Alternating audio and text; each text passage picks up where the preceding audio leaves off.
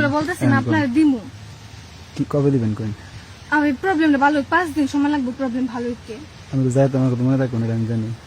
আপনি আমার বিশ্বাস করতেছেন না? মুখের এটা তুলবেন আর কিছু না, আর কিছু না প্লিজ। না আপনি আমি দিম বলছি তো। তুলেন তুলেন। না না না না প্লিজ আমি এরকম বলবো না, আমি আপনার দিমু বলছি তো। কি খুলেন খুলেন বলেন খুলেন। বলছি তো আমি আপনার দিমু। চিৎকার আপনি করতেছেন কি? আমি বলছি আপনার দিমু, কোরআনের কসম করে বলতেছি। হইছে। মুসলমানের যুবক হবে মা বোনের ইজ্জতের পাহারাদার।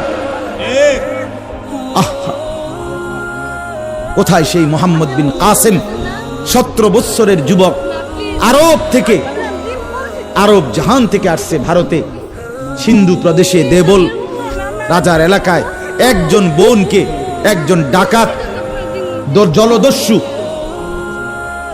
একজন পানির ডাকাত জলদস্যু তৎকালীন জামানায় একজন মুসলিম বোনের গায়ের ওড়না ধরে টান দিছিল।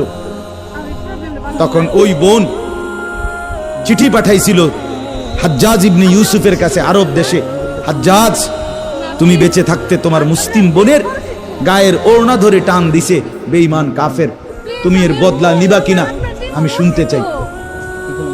হাজ্জাজ ইবনে ইউসুফ আমরা কিতাবে পড়ছি এরকম চেয়ার ছেড়ে লাফ দিয়া দাঁড়াইয়া চিৎকার দিয়ে বলছে, বোন আমার, গোটা আরবের সমস্ত মুসলমান যুবক প্রয়োজনে জান দিবে, আরবের সমস্ত যুবকের কলিজা যাবে, জান দেবে, শাহাদাত বরণ করবে প্রয়োজনে, তবু আমি তোমার এই বেইজ্জতির বদলা নেব।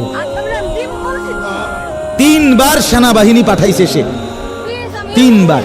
প্রথম 2 বার পরাজিত হইছে মুসলিম বাহিনী, তৃতীয়বারে নিজের একমাত্র মেয়ের জামাই মোহাম্মদ ইবনে কাসেম রাহমাতুল্লাহি আলাইহি।